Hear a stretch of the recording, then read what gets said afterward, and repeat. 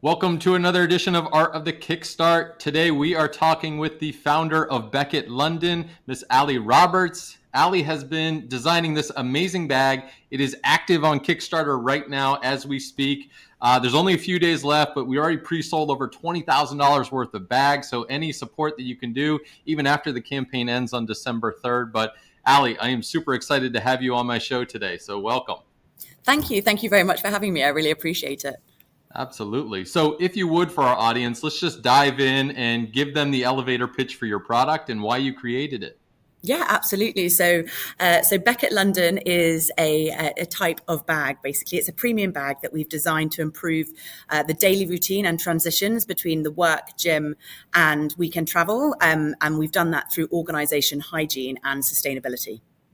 Amazing. So let's describe, or if maybe you could describe some of those unique features that Becket has that clearly sets it apart from all the other bags that are on the market. Absolutely, yeah. So I think the main thing for us was that our workday and our gym workouts converge into two. Yet on the market, you can get work bags, which are fantastic, and you can get gym bags, but there's not a bag yet that kind of combines both, which caters for maximum functionality in the gym. So you've got somewhere for sweaty gym kit, your trainers, your clean clothes, but then outside looks like a suitable work bag that you can take into meetings and take out after work. So that's basically why we set about designing Becket. It started from my own frustrations that I just had one big holdall or I had a small rucksack and I simply didn't have enough space. So we basically designed a holdall with compartments on the inside. So everything's tucked neatly, discreetly away from everything else. And then it converts to a backpack. So you've got the convenience as well. Amazing. So I know hygiene today is certainly a growing concern for many. Obviously, not wanting your sweaty gym clothes next to your, expensive MacBook doesn't really work in today's market or, busy cities like London. But how has Becket addressed this with the design and the materials that you're using in it? Yeah, so that's a great question. There's a laptop pocket, so a padded laptop pocket, which is completely concealed.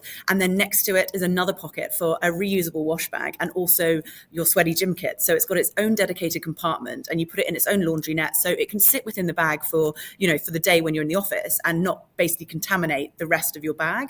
I think one of the key points of a Becket bag is that it's actually got antimicrobial technology. So the hygiene protection against bacteria and germs is up to 99.9%, which I think as a commuter and in the city, I go from, being on the tube, I pack my bag on my bed and then, you take it into the gym change rooms in the office. So the possibility of accumulating dirt and bacteria, not just on the outside, but on the inside too, is huge. And so that kind of just gives you that extra protection and promise that, the bag will last for longer and, stay cleaner. Amazing. Well, I know one of the other factors that a lot of people look at, especially in new products that are coming to market, is the sustainability of the product and how it's made. So I'd love to hear some of those factors, especially for our modern consumers, right? What are those sustainability practices that you've incorporated into Becket's design and production? Absolutely. So it's very multifaceted for us. And we were lucky enough to find a manufacturer, Vishin Factory, who are based out in China, who purely work with sustainable materials and sustainable vendors. And so if we start with the materials of the bag, we use non-leather alternatives, but with the durability of leather, but the non-harmful practices. Our distributors, we work with people who are carbon neutral to make sure we're shipping all around the world, but, we're not adding, to the planet. And then in terms of the bag itself, we looked at how we carry our belongings, and a lot of people use plastic bags, and gyms give away plastic bags for wet swimsuits or I used to use them for my toiletries, etc. So what we did within Becket bag, we've created its own wash bag which fits in it, as well as the laundry net. So you don't have a need to kind of use plastic bags in that kind of environment again. You've got it all encompassed in one bag. So it's very, very much a multifaceted approach, and we'll continue to look at our production cycle and the materials we're using and the waste, etc., and really try and make sure that we're reducing our impact on the planet wherever possible. Well, with all of this, price is certainly one of those things in terms of a deciding factor for most buyers. And it sounds like you've built in so much amazing innovation into this bag and a ton of thought has gone into it. How have you gone about balancing the quality and the affordability for this item?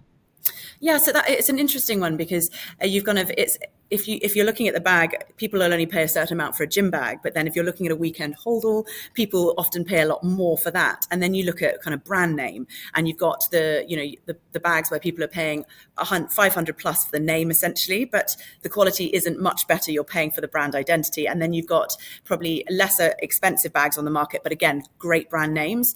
And we just, we saw there was a space in kind of high end, but accessible. And, the price point is where it is because you're not just getting a bag, you're getting something that is multifunctional and versatile for your day. So it does anything from, taking you into your weekend travel or, on a daily basis, you can use it for that gym to work transition with the antimicrobial technology and the sustainability as well. Kind of that's all encompassed within that price point. Quite amazing.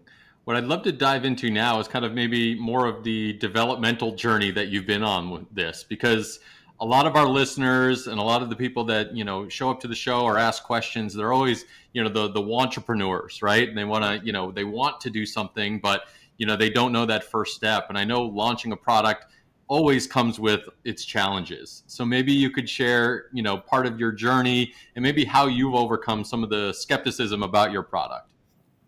Yeah, so it started many years ago now from my own frustrations with, I think I had an old school holdall and everything was just kind of inside it and I didn't have the compartments. So that's where the first idea came from. And then I looked on the market, and at the time there wasn't anything compartmentalized that I could find which had the space that I needed. So I went about designing the bag, with no design experience from that side of things, and just I actually used a cardboard box and tape and made the bag to the size I thought I needed it. And at the time it was kind of huge. It was absolutely massive. And I realized it definitely doesn't need to be that big. So reduced it quite significantly to a smaller size. And it was a really good learning curve because, I didn't have access to designers and I didn't have access to factories. So I really had to do it by myself. And then a lot of cold calling and turning up to meetings with a cardboard box, trying to convince people of, your dream in a cardboard box essentially. So yeah, it was a very humble beginnings, and it took us a few years to get to where we are now, but I'm hugely grateful for all the learnings that I've had across the years. What might be some of those nuggets of wisdom that you'd be willing to share with our audience in terms of, helping them, let's say, get off the couch and launch the thing that they have an idea for? Absolutely. So I would say the biggest learning that I've had is have a team. Find a partner that wants to do it with you, join forces, play to your strengths and do that together. Definitely. I've done a majority of, I've had a lot of consultancy from people, but I started out the journey by myself and I went to kind of VC meetings and angel investor meetings and things. And they always said, you can't do it alone. I was like, I'm a solo investor. How do you get someone else on board? When it's your idea from the beginning. And that has never rung true more than ever now I've launched, is that I look back and think, would I have made that decision if I'd had someone in a position to actually advise me differently? And, from failure, you learn. So, I don't regret any of it, but it is a case of I think it would have been better positioned if I had a kind of a team around me, with different expertise, definitely. Sure. Well, I know it can be difficult, right, finding, the design team or a manufacturing partner, because this is critical for a product like this. So maybe talk to the audience a little bit about how you went about finding a factory that aligned with your values and why that was important for Becket and for you as the founder. Yeah, absolutely. So we actually were really lucky back in the day when I kind of got a lot of no responses and people not interested in helping when you just want one sample built rather than 1,000 or 100,000. But a medical factory actually in Birmingham took on board the task and helped me make my first sample. And that's actually where the idea for the hygiene protection came from, because medical bags are all treated with this great technology that resists bacteria and germs. And then from there, it built on it in terms of connections and networking and, making sure I got out there and were talking to the right people. And eventually through connections, I got in touch with a designer who helped me make the actual CADs of the bag that I could then send to factories and say, listen, this is what I'm doing. Would you be on board with, designing a sample for us? So I think we moved, I want to say around about 5+ factories, because there were some that at the beginning, they weren't fashion focused enough. So they didn't understand that aesthetic element to the bag. They got the compartments totally. The functionality inside was great, but that aesthetic part on the outside was really a sticking point that we needed for that work transition and weekend travel look of the bag. Talk to me a little bit about how you found crowdfunding first, maybe, backing or supporting or knowing that someone else was running a campaign, and why that was the decision to launch Becket with Kickstarter. Absolutely. So, and I think it was actually a friend who recommended it to me at the time. She started a jewelry business many years ago now, Florence London. It's fantastic. And I remember her talking about it, and it was the way that you could basically raise funds based on your product rather than giving away equity. And I think at these early stages, because you don't have a bottom line and you can't prove the worth of your company, you can kind of say what it is, but you can't prove that because you haven't had any sales. You're often in a position then having to give up more equity than you would have for a smaller amount of cash. So I thought, if I can initially, sell product and get that social proof that the bag is viable on the market, Kickstarter basically was the perfect platform for that. And, I've seen some great successes of projects on there, including bags as well. So it seemed like the right platform for us. What's been the hardest part of this journey so far?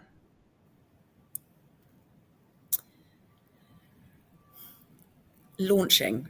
I thought that over the years it was hard, finding the factories, getting started, getting this far, but nothing prepared me for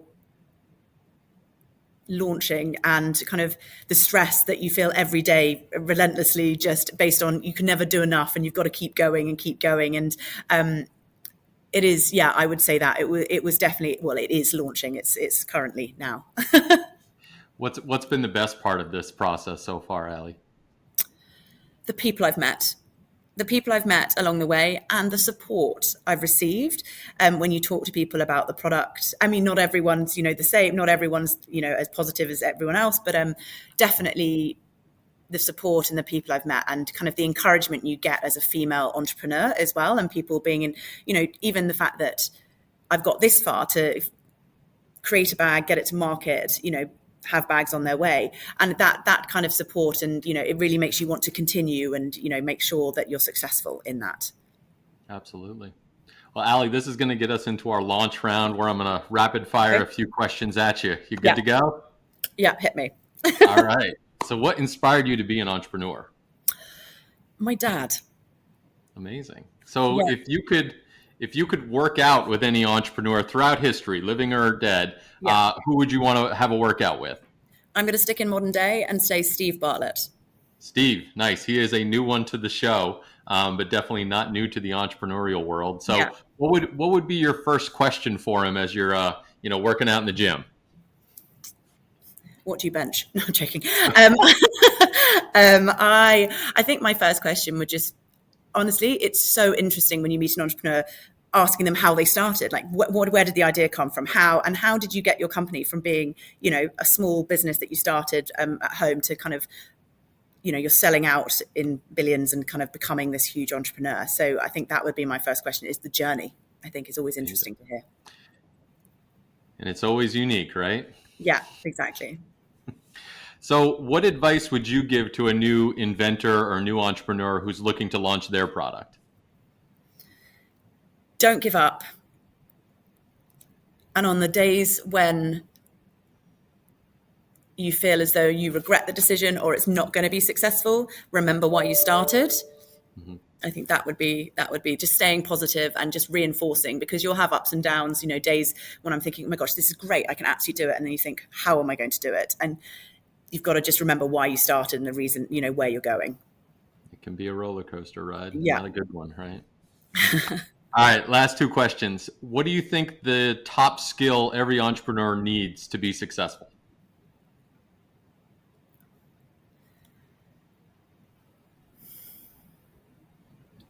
I think I was going to say,